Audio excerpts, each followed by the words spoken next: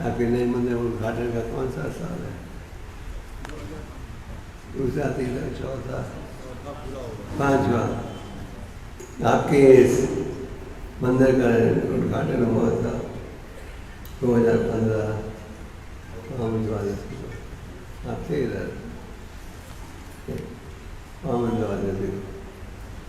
तो और आपका इस उद्घाटन के संबंध में कुछ सब आज से शुरू करना यज्ञ है। यज्ञ है तो मैं कल जा रहा हूँ, इसे मैं आ जा रहा हूँ यहाँ यज्ञ उद्घाटन के उत्सव में उपस्थित होने के लिए। You have? Well, can you? Bhadra Purnima.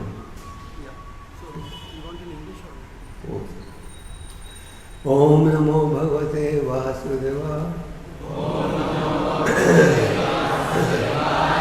ओम नमो भगवते वासुदेवाय।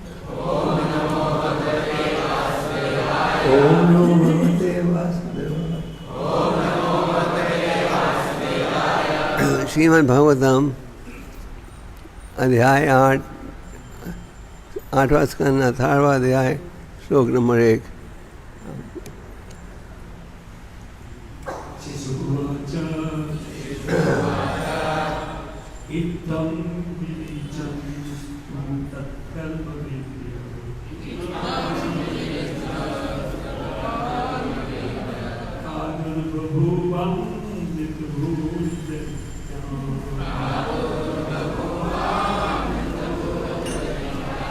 चतुर्भुजः शङ्खगदाब्ज चक्रः संगवासः नलिनायते क्षणः विद्धं विदञ्चस्तु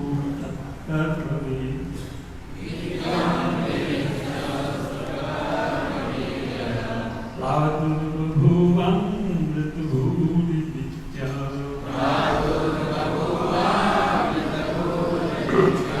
चतुर्भुजः शङ्खगदाब्ज चक्रः संगवासः नलिनायते क्षणः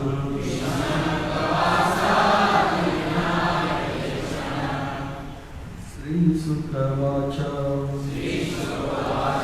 कीर्तं निरञ्च स्तुतकर्मलीलया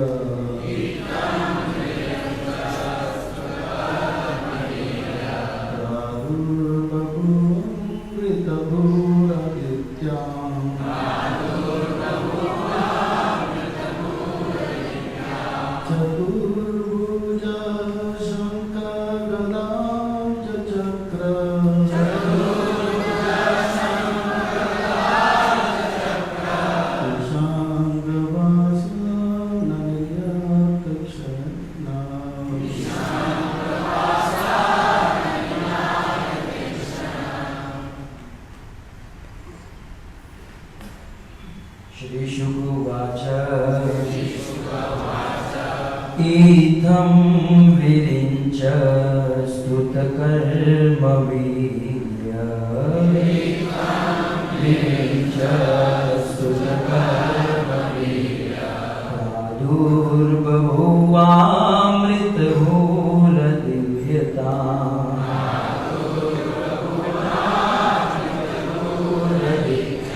चतुर्भुज शंख गदाब्ज चक्र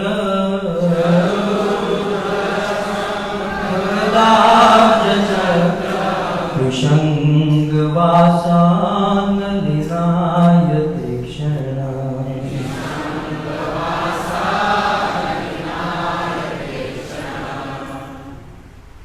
श्रीशुक उवाच इत्थं विरिञ्च स्तुतकर्मवीर्य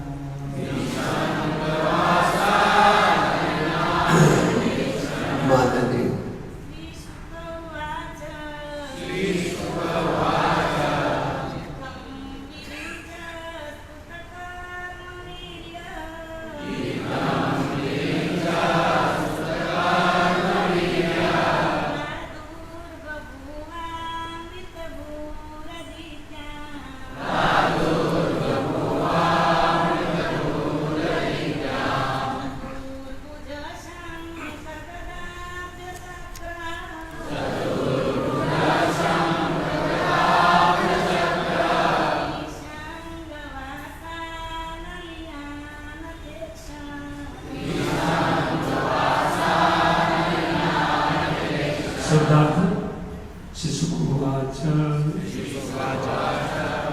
श्री सुखदेव गोस्वामी ने कहा इत्थम इस तरह से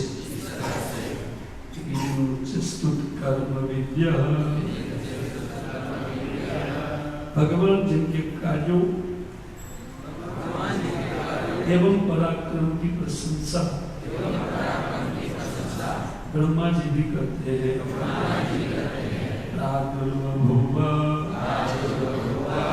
प्रकट हुए अमृत जिनका प्राकट्य सदैव मृत्यु रहित होता है।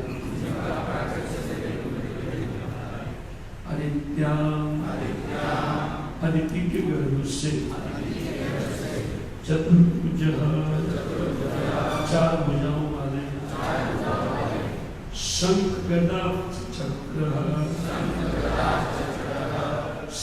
गदा कमल तथा चक्र से सुशोभित संगवास पीतांबर धारण किए नलिन आय तीक्ष्ण कमल की कुंडलियों के समान खुली हुई आंखों वाले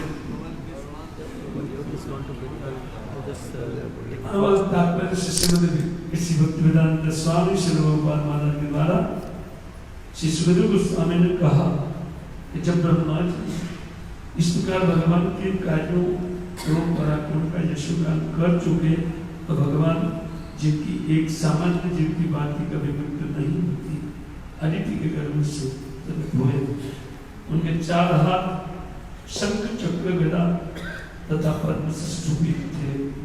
वे पीतांबर धारण किए हुए थे और उनकी आंखें खिले हुए कमल की पंखुड़ियों जैसी हो रही थी। इस श्लोक में अमृत बहु शब्द महत्वपूर्ण है। कभी भगवान सामान्य बालक की भांति जन्म लेकर प्रकट होते हैं, किंतु इसका यह अर्थ नहीं होता है कि वे जन्म मृत्यु या बुढ़ापे से प्रभावित होते हैं। भगवान के अवतारों के प्राकट तथा उनके कार्यकलापों के विषय में समझने के लिए बहुत बुद्धिमान चाहिए। इसकी पुष्टि भगवद गीता 4:9 में इस प्रकार हुई है। जन्म कर्मच में दिव्यम एवं यो वेति तत्तः मनुष्य को यह समझने का प्रयत्न करना चाहिए कि भगवान का प्राकट्य तथा तिरोभाव एवं उनके कार्यकलाप दिव्य होते हैं। भगवान को भौतिक कार्यकलापों से कोई सरोकार नहीं होता। जो कोई भगवान के प्राकट्य तिरोधान तथा कार्यकलापों को समझता है वह तुरंत मुक्त हो जाता है। इस शरीर को छोड़ने पर उसे फिर से भौतिक शरीर कभी नहीं धारण करना पड़ता। अभी वो सीधे स्वर्गलोक चले जाते हैं। त्यक्त्वा देहं मनुजं नेति मामेति सो अर्जुन। ओम ज्ञानांजन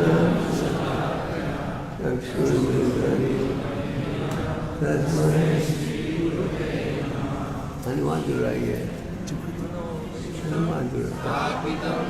हनुमान जुड़ाओ सबके साथ। हनुमान दोहराओ। जय श्री कृष्ण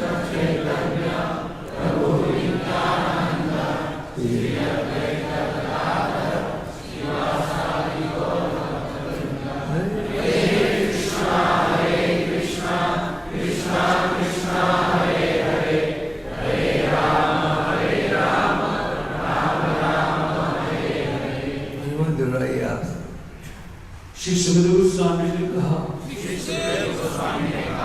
जब ब्रह्मा जी इस प्रकार भगवान के कार्य एवं पराक्रम का यशोगान कर चुके तो भगवान जिनकी एक सामान्य जीव की भांति कभी मृत्यु नहीं होती अदिति के गर्भ से प्रकट हुए। उनके चार हाथ शंख चक्र गदा तथा पद्म से सुशोभित थे। वे पीतांबर धारण किए हुए थे और अपनी आंखें खिले हुए कमल की पंखुड़ियों जैसी गति हो रही थी।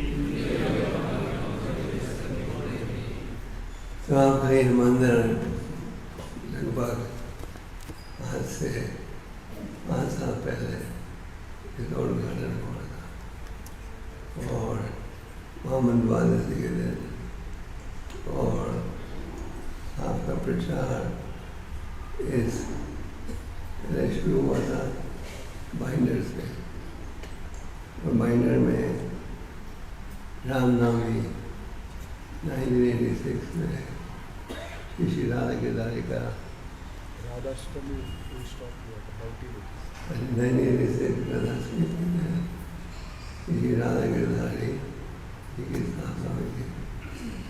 बाइंडर का मंदिर छोटा मंदिर था और ऐसा से भक्तों ने मेहनत करके प्रचार बढ़ाया और रामनवमी 95 के दिन आप लोग को मीरा रोड का स्थान प्राप्त हुआ था और पहले मंदिर छोटा मंदिर था और 2011 को कंस्ट्रक्शन शुरू हुआ था। 2015 को ये मंदिर का उद्घाटन हुआ था। 2015 मोहम्मद वादसी को तो आज आप लोग 5वीं सालगिरह अवसर शुरू कर रहे हो तो मैं आप सब भक्तों का आभार करना चाहता हूँ जिनके सहयोग से ये मंदिर बन पाया। शास्त्र में कहा गया है कि जो व्यक्ति भगवान का मंदिर बनाए और बनाने में सहयोग दे उसे भगवान की असीम कृपा प्राप्त होती है। चैतन्य महाप्रभु ने सनातन और रूप गोस्वामी को हमको सुनाई दे रहा है पीछे समझ आ रहा है नहीं? चैतन्य महाप्रभु ने ऊपर सनातन को आदेश दिया था वृंदावन धाम जाओ और 3 कार्य करो। एक है भक्ति संबंधित ग्रंथों की रचना, दूसरा मंदिरों का निर्माण और तीसरा उन स्थानों को खोजो जहाँ भगवान ने अपनी देवी लीला प्रकट की थी। तो यहाँ इस श्लोक में हम वामदेव जी के विषय में पढ़ रहे हो। वामदेव जी कौन है? भगवान के अवतार है। भगवान गीता में भगवान कहते हैं जन्मा कर्मा चामे देवियों, यहाँ प्रकट होना और प्रकट होना दोनों ही देवियों। भगवान को समझने के लिए सेवा की आवश्यकता है। साधारण व्यक्ति अपनी भौतिक बुद्धि के द्वारा भगवान को नहीं समझ सकता। जैसे कुछ हफ्ते पहले आपने जन्माष्टमी उत्सव मनाया तो कई लोग कहते हैं कृष्ण साधारण व्यक्ति है। भगवान क्या कहते हैं? जन्म कर्म चामे देवियों, मेरा प्रकट होना और प्रकट होना दोनों ही देवियों में। तो भगवान क्यों प्रकट होते हैं? पारितनाया साधु नाम विनशिष्टा दुष्कृता धर्मा संसपनार्थाय।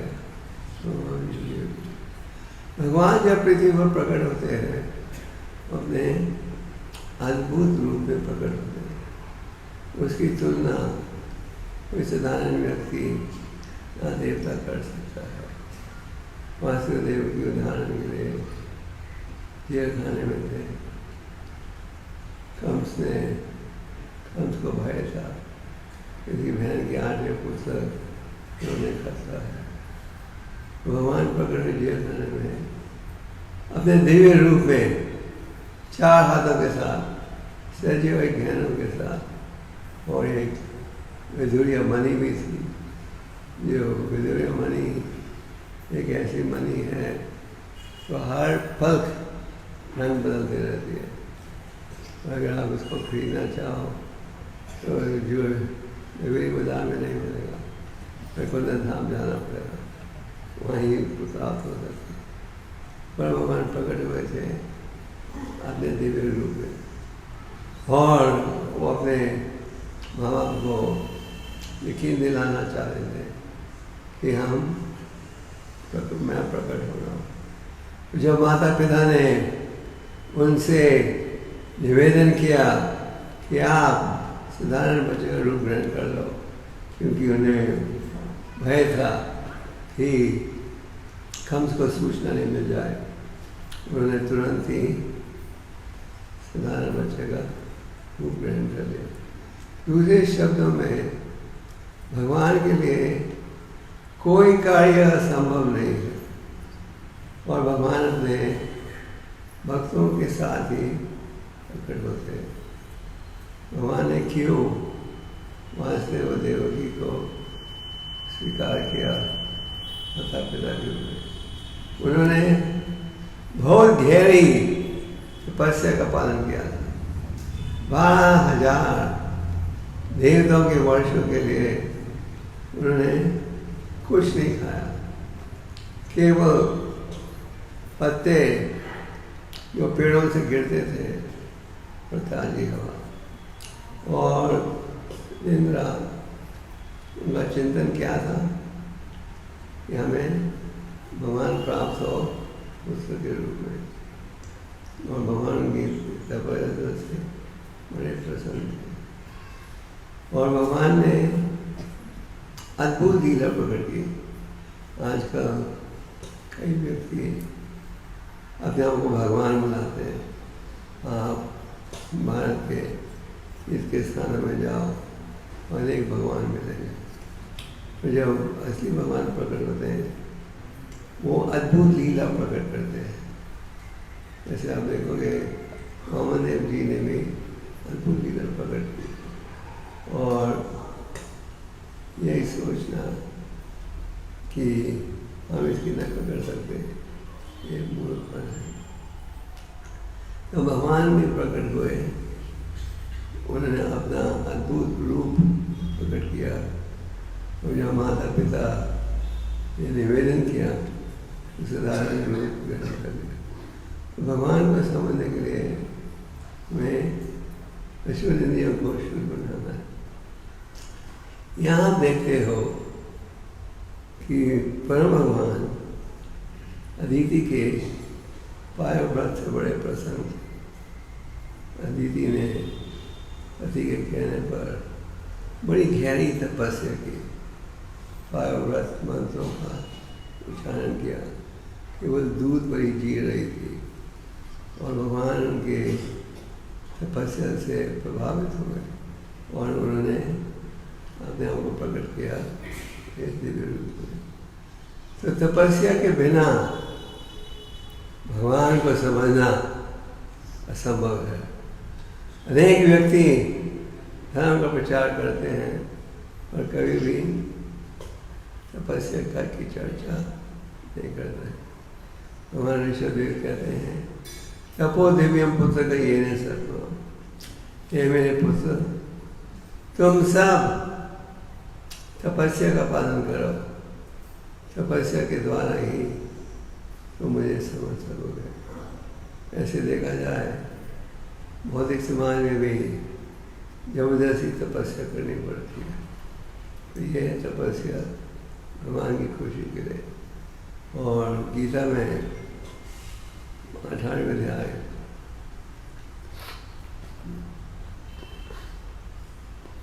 गीता के 18वें अध्याय के 5वें श्लोक में भगवान क्या कहते हैं? 3 चीज़ों को मत त्यागो, यज्ञ, दान और इन 3 चीज़ों को भगवान कहते हैं। तो संत महात्मा हैं वो भी त्याग नहीं सकते, उनके लिए भी आवश्यक है। एक समय प्रभुपाद जी राधा कृष्ण का स्वागत कर रहे थे इंग्लैंड के मंदिर में, तो कुछ प्रार्थना रच रहे थे साथ में। तो भक्त ने पूछा आप क्या प्रार्थना कर रहे थे? प्रभुपाद ने कहा आई वाज प्रेइंग, कभी मैं माया में नहीं करूँ। तो जो भक्त है वो हमेशा तपस्या और भगवान की कृपा पर निर्भर है। तो वामन देव की माता ने बड़ी गहरी तपस्या का पालन किया, व्रत का पालन किया और फिर भगवान मान गए उनके पुत्र बनने के लिए। भगवान अपने भक्तों को ही माता पिता भाई बहन रूप में स्वीकार करते हैं। ये जो आप भागवतम में पढ़ते हो, अनेक असुर जिनका वध भगवान ने किया, सारे असुर भी भगवान के भक्ति थे। भगवान के भक्ति शत्रु बन जाते हैं। जैसे जब जय विजय चार महाराज पृथ्वी का भ्रमण कर रहे थे, करते करते पहुंच गए कहाँ? वैकुंठ धाम में। तो वैकुंठ धाम में पहुंचे, उन्हें इतना आनंद आया कि वो बड़े प्रसन्न थे। 6 द्वारों से निकल गए थे, 7वें द्वार में चौकीदारों ने रोक दिया। कौन थे चौकीदार? उन्होंने कहा तुम नंगे बच्चे अंदर नहीं आ सकते ऐसे। उन्होंने कहा आप कौन होते हो हमें रोकने के लिए? हमें इतना आनंद आ रहा है यहाँ और आप हमें रोक रहे हो। उन्होंने कहा तुम यहाँ रहने के योग्य नहीं है, हम तुम्हें श्राप देंगे। जहाँ विजय ने कहा श्राप देना तो दीजिए, तो ऐसा श्राप दीजिए कि हम सदा निरंतर भगवान का स्मरण कर सकें। तो भगवान ने सुना कि ये चर्चा हो रही है, जोर जोर से महाराज और उनके द्वारपालों के बीच में, भगवान बाहर आए देखने के लिए क्या हो रहा है। जैसे हम यहाँ बैठे हैं, नीचे को चिल्ला कर बात करेगा, आप भी जाकर देखोगे क्या हो रहा है। भगवान आए देखने के लिए क्या हो रहा है। भगवान ने देखा कि कुमार ने देखा कि भगवान इतने प्रेम स्नेह से जय विजय के साथ चर्चा कर रहे हैं। उन्हें लगा कि हमने गलती कर दी, ये तो महान भक्त हैं, इनको श्राप देकर। तो उन्होंने ये इच्छा प्रकट की कि हम हमारा श्राप वापस लेना चाहते हैं। तो भगवान ने कहा नहीं, मेरी इच्छा थी तो मेरे श्राप दो। कि भगवान प्रकट होने वाले थे, उनकी इच्छा थी उनके भक्ति असुर बने, जिनके द्वारा उनकी लीला ज़्यादा मधुर बन सके। तो जो अनेक असुर जिनका वध भगवान करते हैं, ये भी भगवान के भक्त हैं। और ठाकुर भक्तिनाथ जी ने एक ग्रंथ में लिखा है कि जब हम सुनते हैं भगवान की लीला, जिसमें वो अलग अलग क्षत्रिय पशुओं का वध कर रहे हैं, इनको सुनने से हमारे जो अनेक अनर्थ हैं वो कमजोर हो जाते हैं। इसलिए कहा गया कि कृष्ण लीला में हमें रुचि लेनी चाहिए। तो यहाँ वामन देव की लीला पढ़ रहे हो, जो भी एक प्रकार से कृष्ण लीला ही है।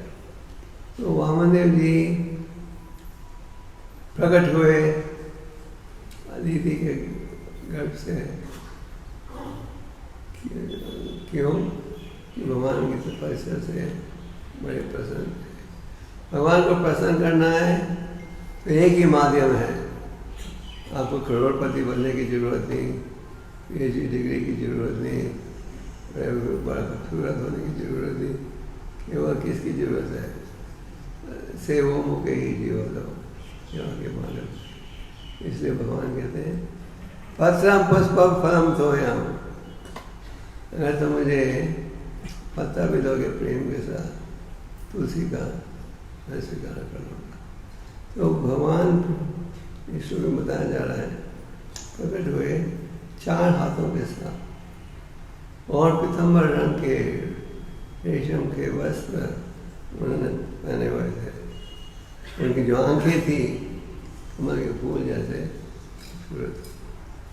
तो भगवान के लिए कोई कार्य असंभव नहीं। अगर आप सोचो कि ये संभव नहीं हो सकता, ये गलत है। अद्वैतम अच्युतम अनादि अनंत रूपम, भगवान अपने आप को अनेक रूपों में प्रकट करते हैं। उनके लिए उनके देह और आत्मा में कोई अंतर नहीं। अद्यम पुराना पुरुषम नवयोनम चा, हैं सबसे प्राचीन पुरुष, आदि पुरुष।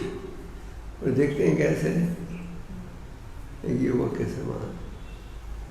तो ये है भगवान के अनेक गुणों में एक गुण। तो यहाँ कहा जा रहा है भगवान प्रकट हुए में 4 हाथों के साथ। 4 हाथों के साथ प्रकट होते हुए आपने किसी बच्चे को देखा नहीं। तो भगवान ने साधारण ब्रह्मचर्य का रूप ग्रहण कर लिया, माता पिता को दर्शन देकर। और वो कहाँ गए? मुझे ब्रह्मचर्य का रूप धारण करके बाली महाराज मुझे यज्ञ कर रहे थे, वहाँ पहुँच गए।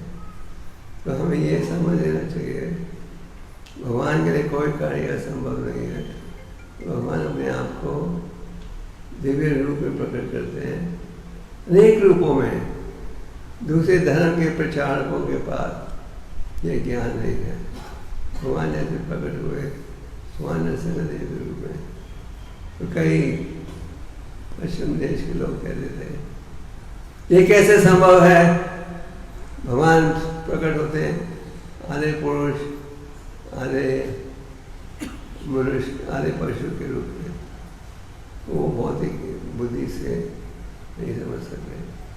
हमारे वैदिक शास्त्रों के अनुसार भगवान अपने आपको किसी रूप में भी प्रकट कर सकते हैं। या उस ब्राह्मण को कहा गया, भगवान एक हाथी को सुई के छेक से निकाल रहे थे, उसने कहा कैसे संभव है?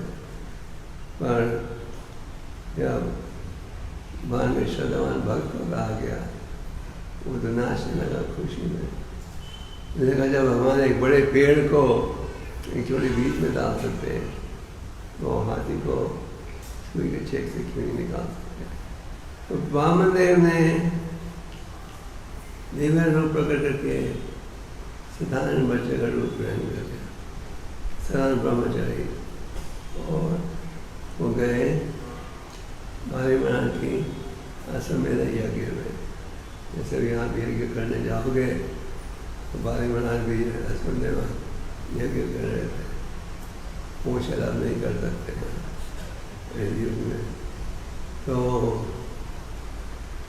जब बाली महाराज ने उस खूबसूरत ब्रह्मचारी को देखा, वो समझ गए कोई साधारण ब्रह्मचारी नहीं। और उन्होंने उनका स्वागत किया बड़े आदर के साथ, और उनका स्वागत कर कहा हमारा क्या सौभाग्य है कि आप जैसे महान संत हमारे यज्ञ में पधारे हो। मांगो मेरे से, क्या मांगना चाहते हो? ऐसे तो कई लोग तो साधु को देख के डर जाते हैं, कुछ मांगेगा। कई बार साधु महात्मा फोन भी करते हैं, वो कहते हैं हाँ साहब घर में नहीं है। उनको डर रहता है कोई मांगेगा कुछ आके। और जो भागते हैं वो खुशी से सेवा करते हैं, वो स्वीकार करते हैं। जब सुविधा प्राप्त हुई है भगवान की कृपा से। बाली महाराज उनके चरण धोए पहले, ये रिवाज है संतों के चरण धोते हैं। उन्होंने चरण धोए और पूछा, जल पी कर पूछा हाँ आपके लिए क्या कर सकते हैं? वहाँ मंदिर ने क्या कहा, अगर आप कुछ करना चाहते हो मेरे लिए तो मुझे उतना स्थान दो जहाँ कि मैं 3 कदम रख सकूँ। जब बाली महाराज ने सुना इतनी छोटी भेंट। हाँ, मीरा रोड में कभी जमीन खरीदते हो 3 फुट, बाकी 3 फुट इतनी इतनी छोटी भेंट मांग रहे हैं। तो बाली महाराज ने सोचा ये बालक निर्दोष है, इसमें बचपना है, ये जानता नहीं कि इतने धनी व्यक्ति के पास जाकर इतनी छोटी भेंट मांगते हैं। तो बाली महाराज ने कहा, अब मेरे पास आए हो, मैं तुम्हें एक पूरा लोक भी दे सकता हूँ, ये क्या मांग रहे हो, और मांगो मेरे से, ये तो कुछ भी नहीं है। तो मोहम्मद ने कहा, उसे अगर आप सारे पृथ्वी का धन दोगे तो भी वो संतोष नहीं होगा। आप समझे? मोहम्मद ने कहा, आप मुझे कहते हो और मांगो, मैं तो 3 कदम पृथ्वी से संतुष्ट हूँ, आप कहते हो और मांगो क्योंकि आप बड़े धनी हो, एक पूरा लोक भी दे सकते हो। और जिस व्यक्ति ने मन बुद्धि इंद्रियों पर वश नहीं किया, वो व्यक्ति कभी भी संतुष्ट नहीं होगा, चाहे आप उसे पूरी पृथ्वी का धन भी दे दो। ये सच है या झूठ? आजकल दुनिया में आप क्या देखते हो? ज़्यादा है, क्योंकि उन्हें लगता है हम तो गरीब हैं, अभी हो कई जो धनी व्यापारी हैं वो हर क्षेत्र में पहुंच जाते हैं, सब्जी भी बेचेंगे, बड़ा कारखाना भी लगाएंगे,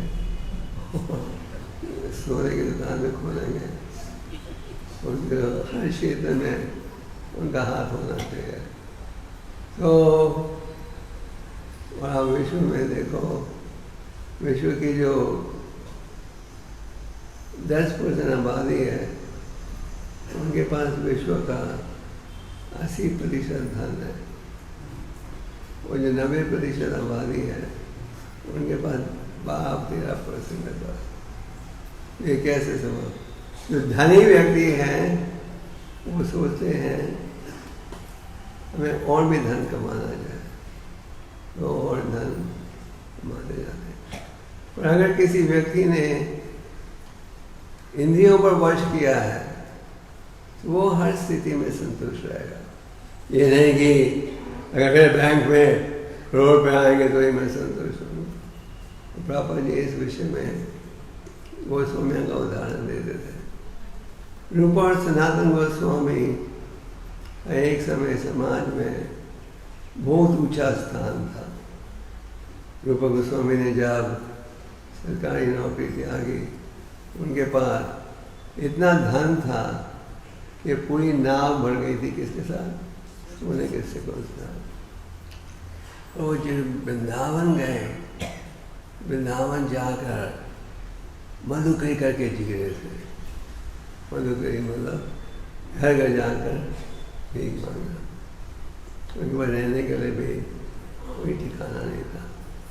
कुछ दिन पहले आपने राधाष्टमी मनाई थी, 3 दिन पहले। राधा रानी जी की अनेक लीलाओं में एक ये लीला है कि रूप और सनातन जब वृंदावन में थे, दोनों अलग अलग जगह प्रचार करते थे, तो प्रसाद इकट्ठा खा रहे थे।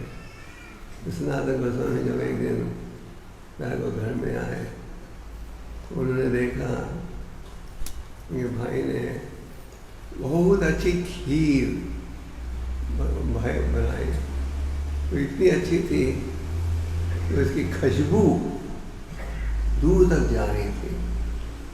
उन्होंने पूछा अपने भाई ने, ये खीर कैसे बनाई? भाई ने कहा, मेरी इच्छा थी आपके खीर बनाने के लिए, पर यहाँ इस कुटिया में कोई सुविधा नहीं थी, तो मैं सोच रहा था सुविधा कहाँ से लाएं। उसी वक्त एक खूबसूरत ये छोटी सी लड़की आ गई, बहुत खूबसूरत, चीनी दूध इत्यादि लेकर। और लड़की ने कहा, ए साधु, खीर बनाना जानते हो? तो मैं बना देती हूँ, तुम जाके मधुकरी करो। तो वो लड़की ने खीर बनाकर चल पड़ी। मैं जब आया मैंने देखा खीर बनी हुई है, तो सनातन एकदम पहचान। मैंने कहा ये लड़की जैसे खीर बनाई, तुम जानते कौन थी? राधा रानी थी। मैंने राधा रानी से सेवा ली, तुमने राधा रानी से सेवा ली, ये मानना पड़ा था। तो जो भक्त है ऊंची स्थिति में भगवान से कुछ मांगना नहीं चाहता। वैसे तो हमारा भगवान से एक रूप से व्यापारी संबंध होता है, नहीं? हम लोग डायमंड का व्यापार करते हो, व्यापारी संबंध। हम ये करेंगे हमको बदले में ये सुविधा, अगर नहीं मिले तो दूसरा धर्म अपनाएंगे। और जो शुद्ध भक्त हैं वो केवल सेवा करना चाहते हैं। जब माधवपुरी को पता लगा कि वो ग्वाला जिसने उन्हें दूध पहुँचाया था वो ग्वाला भगवान था, बड़े शर्मिंदा हो गए। तो वामदेव ने कहा आप कह रहे हैं कि मैं आपसे और मांगू, पर अगर मन और बुद्धि इंद्रियों पर वश नहीं हो, आप सारे विश्व का धन में दे दोगे तो मैं संतुष्ट नहीं होऊंगा। ये सत्य है। हम अज्ञानता में आकर प्रयास करते जाते हैं ये सोचते हुए ये सुविधा प्राप्त हो जाएगी तो हम संतुष्ट हो जाएंगे, इतना और धन प्राप्त हो जाएगा तो संतुष्ट हो जाओगे। तो जब तक आप मन और बुद्धि इंद्रियों को वश में नहीं लाओगे, सारे विश्व का धन भी दे देंगे तो आप संतुष्ट नहीं होगे। आप भगवत में महाराज ययाति की कथा पढ़ते हो, उन्हें 10,000 साल तक पूरी सुविधा मिली थी नियत की, कभी भी वो बेचैन थे। तो रूप और सनातन दोनों वृंदावन गए, वो संतुष्ट थे पेड़ के नीचे रहकर। और रघुनाथ दास गोस्वामी वो करोड़पति पिता के बेटे थे, जो वृंदावन गए मधुकर रह रहे थे। और क्योंकि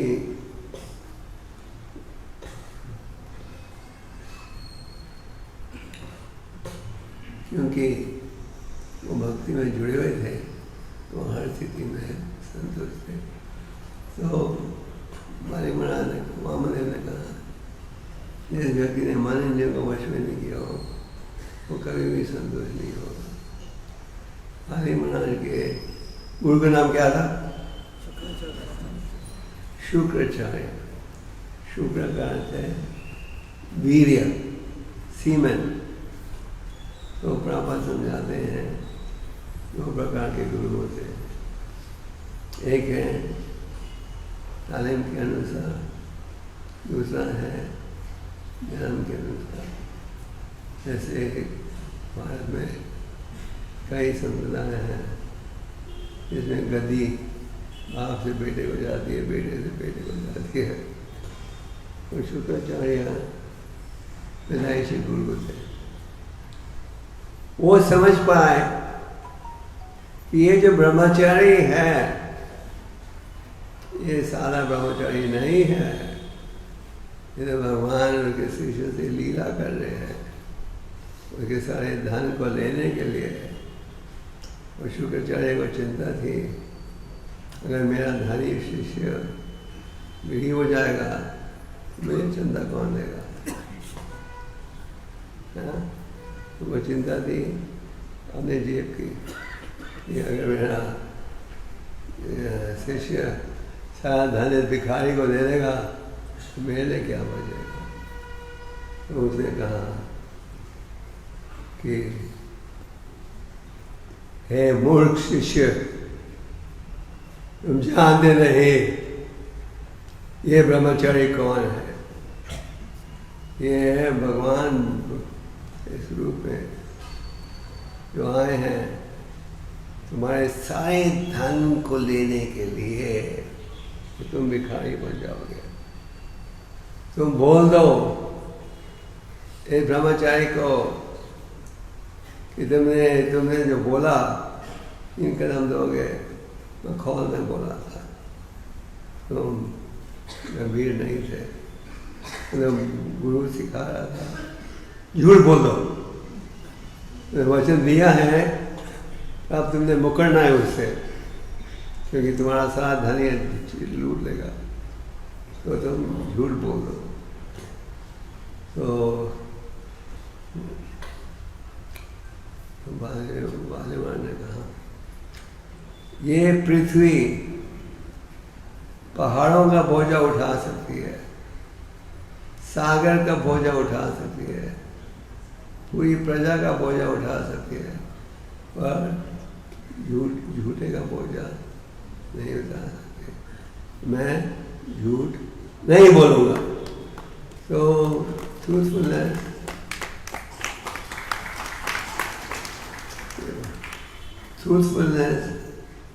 ये सत्य का उच्चारण बहुत आवश्यक है, खास करके अगर आप आध्यात्मिक जीवन बिताना चाहो। आध्यात्मिक जीवन में सत्य का उच्चारण होना चाहिए। भगवद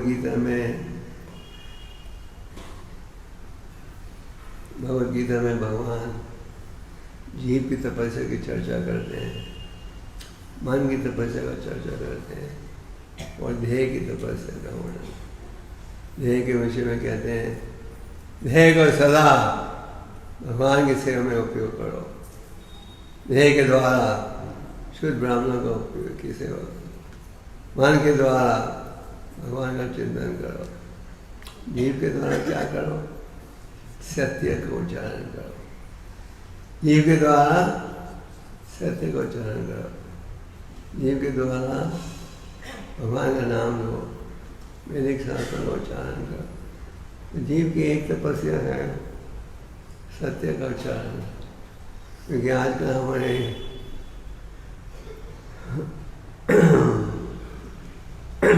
आजकल हमारी क्या आदत है, जीव के द्वारा क्या बोलना, झूठ बोलना। आज महाराज दशरथ ने पति को वचन दिया था कि वो कुछ भी वर मांग सकती है, और जब पति ने कहा राम को वनवास में भेज दो, वो एकदम तैयार हो गए, क्योंकि वचन दिया था। तो आज के ज़माने में आप रिटर्न एग्रीमेंट भी करो, वो भी अगले दिन तोड़ देंगे। वकीलों के लिए अच्छा है, जितना झूठ बोलो उन्हें ज़्यादा वकील चाहिए। तो जीव की एक तपस्या है सत्य का उच्चारण करो। तो हमें शास्त्रों को सत्य रूप में स्वीकार करना चाहिए। प्रभुपाद ने जब भगवद गीता छापी, किस नाम से छापी? भगवद गीता।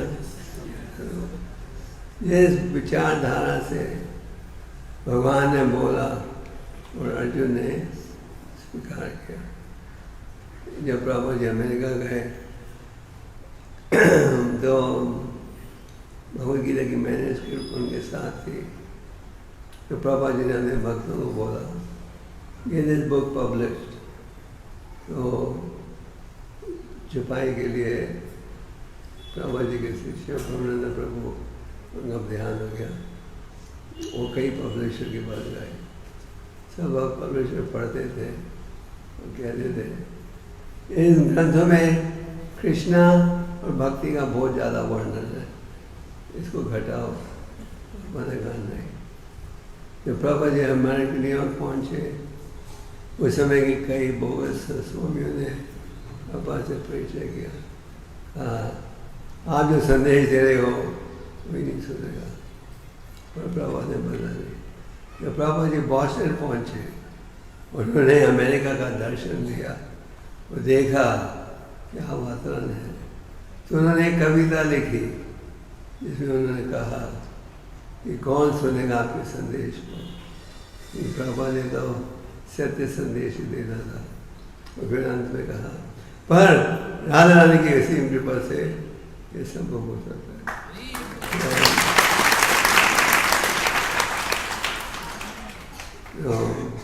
प्रभु जी जब छोटे थे उनके पिता गवर्नमेंट ने बकायदा संतों की सेवा करते थे। तो जब संत महात्मा जाते थे उनके घर में ठहरने के बाद तो वो पूछते थे हम आपके लिए कुछ कर सकते हैं? तो प्रभुपाद जी के पिता कहते थे इसे आशीर्वाद दो तो राधा रानी जी का प्रसिद्ध भक्त बने। और ये माता की इच्छा थी मेरा बेटा इंजीनियर बने। तो पापा जी के पिता ने शुरू से ही उन्हें राधा रानी का भाव स्थापित किया। तो बाली महाराज ने कहा मैं झूठ नहीं बोल सकता। ये पृथ्वी पहाड़ों का पेड़ उठा ले, पहाड़ों का बोझा उठा लेगी, पर झूठों का बोझा नहीं उठा लेगी। उसी प्रकार हमें भी सत्यता का गुण अनुकूल करना चाहिए। खास करके जिन्होंने ब्राह्मण दीक्षा ग्रहण की है, ब्राह्मण के अनेक गुण में गुण क्या है? सत्यता। उन्होंने कहा झूठ बोलने का बोझा नहीं उठा सकता। तो आप पूछ सकते हो कि ये कैसे संभव है? बाली महाराज गुरु के आदेश का पालन नहीं करते। तो उसके पीछे भी एक्सप्लेनेशन है। गुरु का भाव होना चाहिए, भगवान को समर्पण, तन मन धन से। यहाँ हम देखते हैं कि गुरु समर्पण रोक रहा है। गुरु कह रहा है नहीं नहीं हमें वादा दिया था, तो कह रहा वो खौल ने दिया था। वो रोक रहा है शिष्य को। गुरु शिष्य को रोक रहा है भगवान का समर्पण करने के लिए। तो माया ने इनकार करेगा। आगे हम देखते हैं जब शुक्राचार्य ने कहा क्या दंड भुगतना पड़ेगा, दृढ़ थे कि जो मैंने वचन दिया है उसका पालन मैंने जरूर करना है। तो उसी प्रकार हम जब भक्ति में जुड़ते हैं हमें भी क्या होना चाहिए? क्या होना चाहिए? डिटरमिन्ड, दृढ़ होना चाहिए कि चाहे कुछ भी आ जाए हमने भक्ति के मार्ग से विचलित नहीं होना। चैतन्य महाप्रभु ने क्या कहा? अगर मुझे कुचल भी दोगे तो भी मैं आपको नहीं छोड़ूंगा। तो ये दृढ़ भाव होना चाहिए, चाहे कितनी भी कठिनाई हो हमें भक्ति को नहीं छोड़ना। ये नहीं जुड़ते हैं भक्ति में, थोड़ी कठिनाई देखते हैं, थोड़ा अपमान हो गया, कुछ हो गया, हम सोचते हैं भक्ति से जुड़ा हो जाए। इसलिए रूपा गोस्वामी ने क्या कहा है? भक्ति के मार्ग में सफलता प्राप्त कर क्या गुण होने चाहिए? उत्साह, निश्चय, धैर्य, सत्य, कर्म, प्रवर्तन, संग, त्याग, सतव्रत। सभी भक्ति, आपकी भक्ति बढ़ती है अगर आप उत्साहित हो, दृढ़ होकर भगवान की सेवा करो। और कई बार भक्त पूछते हैं कि दृढ़ होने का भाव कैसे आएगा? हमारे में तो भाव है ही नहीं, कैसे आएगा? रूपा गोस्वामी समझाते हैं अधो श्रद्धा तथा साधु। सबसे पहले हमारे हृदय में ये भावना होनी चाहिए कि हमने भगवान की शरणागत होना है। अगर शुद्ध भावना होगी तो साधु की संगत मिलेगी। शुद्ध साधु की संगत मिलेगी तो शुद्ध संदेश देगा। क्या? भजन किया, नाम करो इत्यादि। तो जब आप ये करोगे तो क्या आएगा? अनर्थ निवृत्ति। जो आपके दोष है, भौतिक आकर्षण है, वो नष्ट होगा। और जब वो नष्ट होएगा फिर निष्ठा आएगी। निष्ठा पर पहुंचने के लिए आपको प्रयास करना पड़ेगा। आजकल हम सोचते हैं स्वामी जी के पास जाते हैं, स्वामी जी आशीर्वाद दो। वो सोचते हैं गुरु ने आशीर्वाद दे दिया तो बस सब काम हो गया। नहीं, जब तक आप खुद मेहनत नहीं करोगे आपको भगवान की कृपा नहीं मिलेगी। अगर आपको भक्ति चाहिए हमें स्वयं प्रयास करना पड़ेगा, स्वयं जीव द्वारा भगवान का नाम लेना पड़ेगा। बाली महाराज ने इनकार कर दिया। आप कह रहे हो मुझे झूठ बोलो, मैं झूठ बोलने को तैयार नहीं हो, मैंने वचन दिया है। और बाली महाराज ने कहा अगर ये सारा धन मेरा भगवान लेके जा रहे हैं, जाने दो, उनका तो संपत्ति है, मेरी तो संपत्ति नहीं है ये। बाली महाराज कह रहे थे तुम जानता नहीं तुम कितने मूर्ख हो, तुम सारी अपनी संपत्ति दे रहे हो इस भिखारी को, वो तुम्हारे शत्रुओं का मित्र है। और बाली महाराज ने कहा अगर मेरी सारी संपत्ति भगवान ले रहे हैं तो लेने दो, वो तो असली मालिक है। तो ये होना चाहिए हमारा विचार। हम जब धन इत्यादि कमाते हैं हम सोचते हैं हमारी संपत्ति, हमें सोचेंगे ये भगवान की संपत्ति है। तो बाली महाराज ने इनकार कर दिया, झूठ बोलने से इनकार कर दिया गुरु के आदेश का पालन करने से। आप कहोगे एक तरह से तो तुम लोग शिक्षा देते हो, गुरु का आदेश का पालन करो, यहाँ गुणगान करते हो, बाली महाराज ने पालन नहीं किया। तो जैसे हमने कहा सरकार ने यहाँ गुरु रोक रहा है अपने शिष्य को भगवान के चरणों में समर्पण होने में। इसलिए मगर गुरु कहे तुम्हें डोंट चैंट हरे कृष्णा, फिर आप उसे रिजेक्ट कर सकते, भगवान के सामने झुको मत, फिर हम रिजेक्ट कर सकते। हमारे शास्त्र में वर्णन है बोगस गुरु को कब रिजेक्ट कर सकते हो। तो भगवान ने अपनी दिव्य लीला प्रकट की।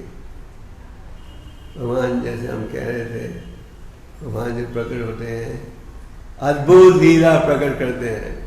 यहाँ भगवान ने एक और अद्भुत लीला प्रकट की। क्या किया? पहले कदम में पूरे पृथ्वी को ढक दिया, पूरे पृथ्वी को एक कदम है। इतना बड़ा जूता मिलेगा आपको बाजार में, आप साइज 40-42 पहनते हैं, तो पूरे पृथ्वी को एक कदम में ढक दिया। बात क्या भैया, ये कोई साधारण ले रहा है? कोई कहे मैं भगवान हूँ, आप उसे बोलो वहाँ जब थे उन्होंने पूरी पृथ्वी को ढक दिया था एक कदम से, आप ढको, देखते कितना ढक सकते हो तो कोई नहीं ढक सकेगा। एक बार मुझे एक व्यक्ति कह रहा था तुम्हारे कृष्ण वाला कहते हो कृष्ण भगवान है, तो हम ही भगवान है, हम ही कृष्ण है। मैंने कहा भगवान ने अद्भुत लीला प्रकट की थी, जैसे गोवर्धन पर्वत उठाया, कहता है आज तक नहीं उठाया तो ये मतलब नहीं कल नहीं उठाएंगे। तो जो ढोंगी साधु हैं वो आपको पोष रक्षक देते रहते हैं। तो फिर दूसरे कदम में क्या क्या बातें हमने पृथ्वी से आकाश पूरे स्थान को ढक दिया, और 2 कदम में पूरे स्थान को ढक दिया। तीसरे स्थान रखने की जगह ही नहीं थी। ये भगवान की दिव्य लीला। 2 कदम में पूरी पृथ्वी से आकाश तक इतना स्थान था, सबको ढक दिया। उन्होंने पूछा तो बताओ आप तीसरा कदम कहाँ रखे? बारी बारी ने क्या बोला? हाँ क्या बोला? मेरे सिर पर रख दो तीसरा कदम। पहले उन्होंने अपनी संपत्ति समर्पण की, बाद में अपने आप को। आप कई बार देखते हो कि लोग कहेंगे धन ले लो हमारे से, पर हमें कुछ मत बोलो। यहाँ हम देखते बाली महाराज ने अगर धन भी दिया, जो भगवान ने पूछा बोलो अब तीसरा कदम कहाँ जाएगा, उन्होंने अपना सिर भी दे दिया, पूरा समर्पण कर दिया।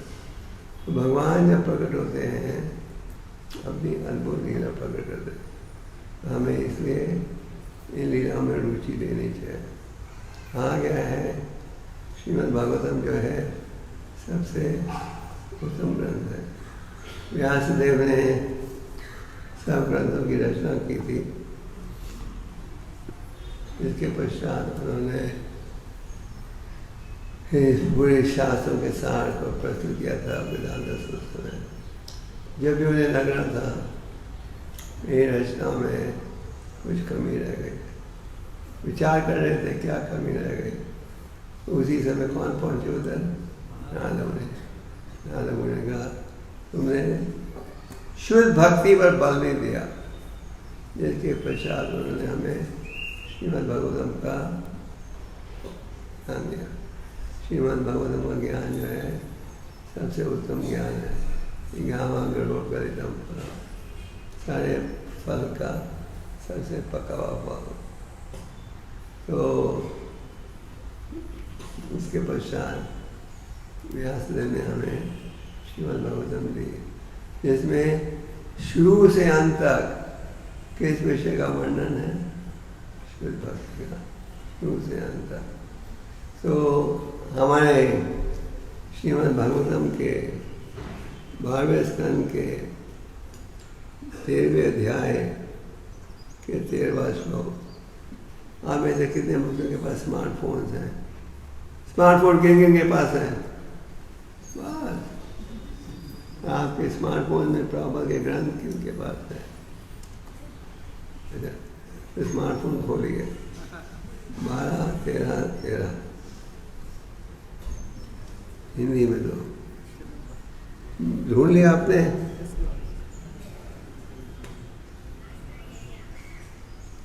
हिंदी का तो ढूंढ लिया?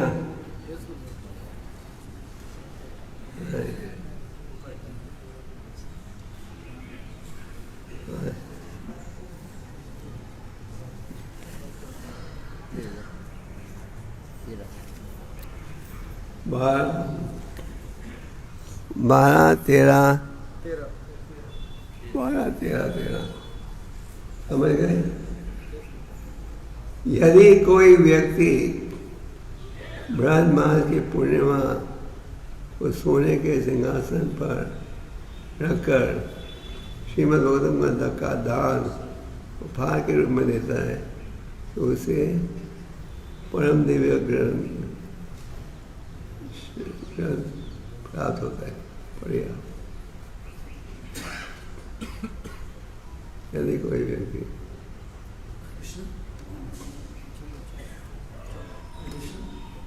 यदि कोई व्यक्ति जोर से पूर्णमासी को सोने के सिंहासन पर रखकर श्रीमद् भागवतम का दान उपहार के रूप में देता है तो उसे परम दिव्य गंतव्य की प्राप्ति होगी। जोर से नहीं करेंगे, जोर से पढ़िए। इससे वजन बढ़ाएंगे, मुझे बढ़ाइए, सबको सुनना चाहिए। तात्पर्य में प्रभुपाद जी लिखते हैं कि श्रीमद् नहीं, भागवत पहले अनुवाद जोर से पढ़, सबको सुना ही नहीं दिया।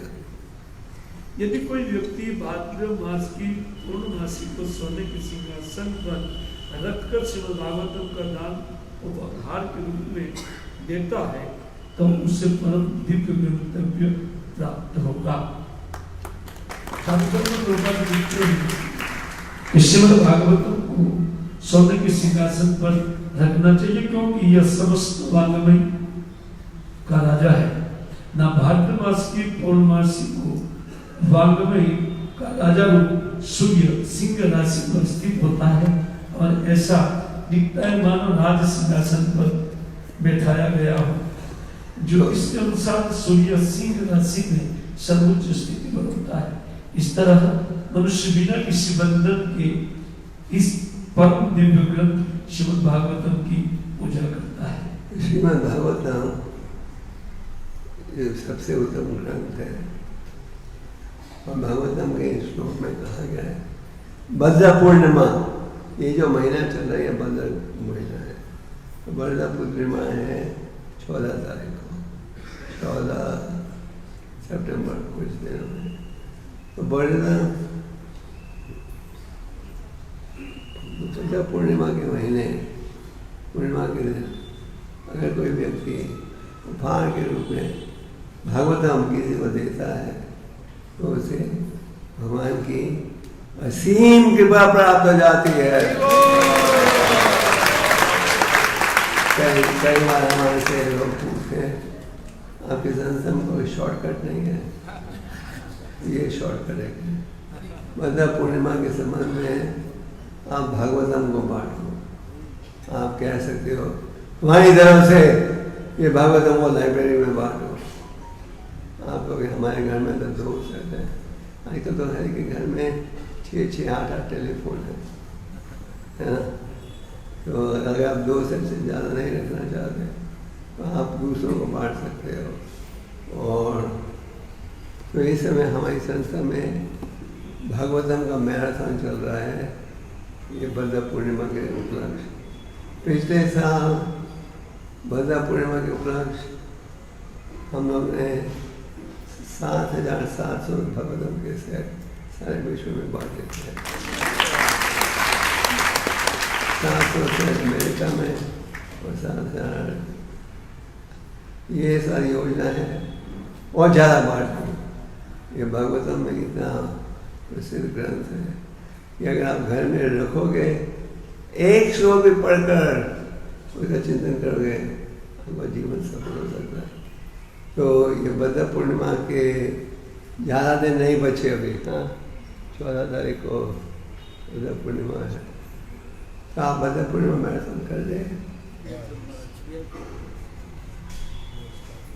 अभी 108 कर दिया। 108 we have pledged. तो आपके मीरा रोड मंदिर ने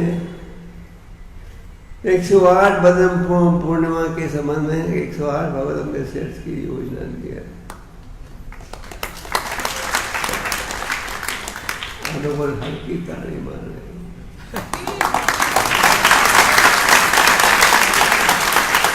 आप लोग सोचते होंगे हम कहाँ फंस गए।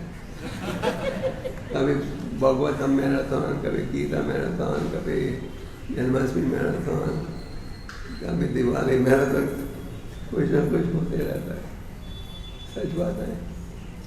हाँ, ये सच बात है, कुछ ना कुछ होते रहता है, क्योंकि ये एक प्रचार की संस्था है। इस आचार्यों की इच्छा है सब पतितों का उद्धार हो। उद्धार का एक साधन क्या है? तो हर केंद्र भारत में इस समय प्रयास कर रहे हैं भागवतम बांटने के लिए। वहाँ किसी से स्पॉन्सर भी करा सकते हो। What is the price?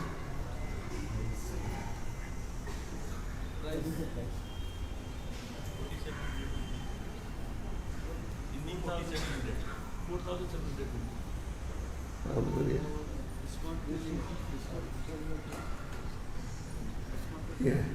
आप लोग में कितने भक्तों के पास घर में भागवतम का सेट है? किसी भाषा में भी लगभग सबके साथ। आप कितने भक्त जो कि भागवतम को रोज पढ़ते हो? ओह, वेरी गुड। पिछले साल भद्र पूर्णिमा उत्सव में कितने लोगों ने भाग लिया था? बस आप इसका लाभ उठाना चाहते हो? भगवान कह रहे हैं भद्र पूर्णिमा के समय कोई व्यक्ति भी ये भागवतम का सेट उपहार के रूप में लेगा, मेरी असीम कृपा प्राप्त करेगा। तो इस विषय में आप हर्ष गोविंद से बात कर, आप तो लोग प्रयास करोगे।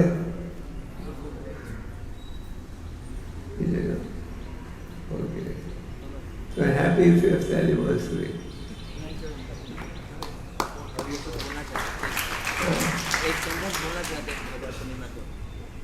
बोले मुझे भी जाना है। हरे कृष्णा, आज किसको गोलोकधाम जाने को टिकट बुक करना है, वो हाथ ऊपर कीजिए। गुरु का नाम की टिकट नहीं बेच रहे हैं। जिनको भी चाहिए उनको एक कम से कम एक भागवतम का स्कंद लेना पड़ेगा, नहीं तो एक भागवतम सेट लेना पड़ेगा आज, और वो भी डिस्काउंटेड रेट्स में है। हिंदी का प्राइस है 4700 और इंग्लिश का प्राइस है 6220 रुपीज़। तो ये सिर्फ डिस्काउंटेड रेट्स में मिल रहा है और रत्न सिंहासन पर रख के दिया जा रहा है, और पहले 5 बॉक्स जो लेंगे उनको कुछ उपहार मिलेगा।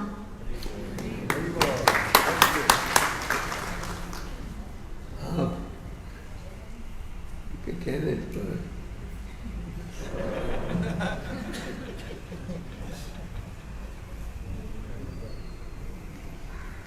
प्रेशर कीजिएगा आगे, साथ जुड़िए इस मैराथन में। ओके, हरे कृष्ण।